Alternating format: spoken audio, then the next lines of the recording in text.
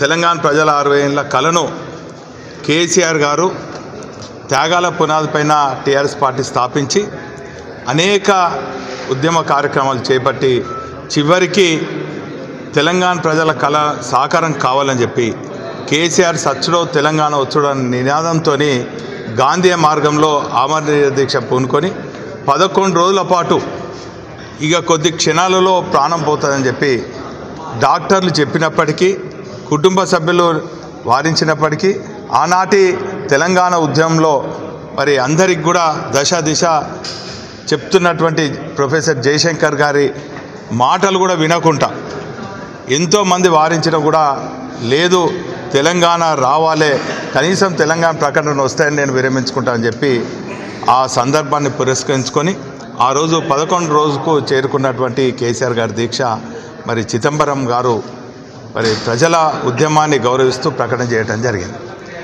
ఆ సందర్భాన్ని పురస్కరించుకొని 10 ఏళ్ల పాటు తెలంగాణ రాష్ట్రంని అన్ని రకాలుగా సంక్షేమం అభివృద్ధి దిశలో నడిపించినటువంటి కేసీఆర్ గారు దీక్ష సందర్భంగా ప్రతి ఏటా కూడా దీక్షా దివస్ పేరిట 11 రోజుల పాటు ఆనాటి ఉద్యమంలో పాల్గొన్నటువంటి న్యాయవాదులు కానీ డాక్టర్లు కానీ మరి విద్యావంతులు కానీ ఈ తీరుగా రోజొక కార్యక్రమం నిర్వహించడం అనుమతి జరుగుతుంది.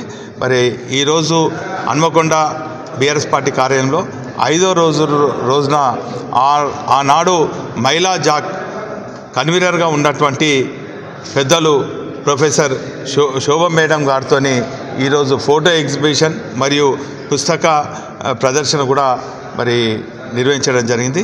ఇప్పుడు ఆ ఉద్యమ సమయంలో ప్రత్యక్షంగా పాల్గొనడం కాకుండా వేలాది మంది మహిళలను ఏకదాటిపై తీసుకొచ్చి తమ ఉద్యమ ప్రస్థానాన్ని ప్రసంగించినటువంటి పెద్దలు శోభ మేడం గారు ఇప్పుడు సందేశం ఇవ్వచ్చు. అందరికీ నమస్కారం. తెలంగాణ ఉద్యమంలో విద్యార్థులు, మేధావులు, లాయర్లు, డాక్టర్లు, ఇంజనీర్లు, రాజకీయ నాయకులు అందరూ పాల్గొన్నారు.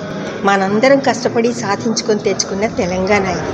జయశంకర్ సార్, కేసీఆర్ నేతృత్వంలో ఈ ఉద్యమం సాగింది. కొంతకాలం తర్వాత కేసీఆర్ గారు దీన్ని బాగా ముందుకు తీసుకెళ్లారు. విద్యార్థులు 1200 మంది అమరులయ్యారు.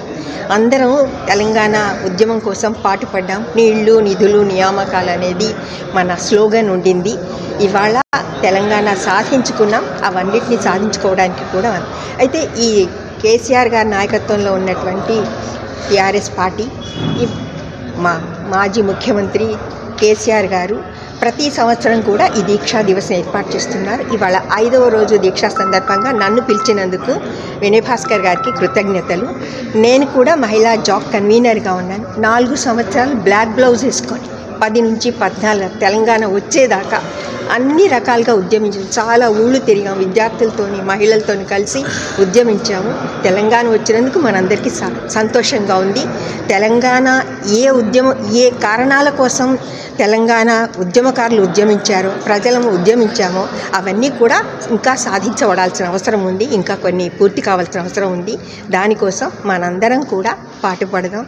ప్రభుత్వాలు కూడా వాటిని గుర్తించి వాటిని సాధించడం కోసం ప్రయత్నించాలి. నాకు ఈ అవకాశం వచ్చినందుకు థ్యాంక్స్.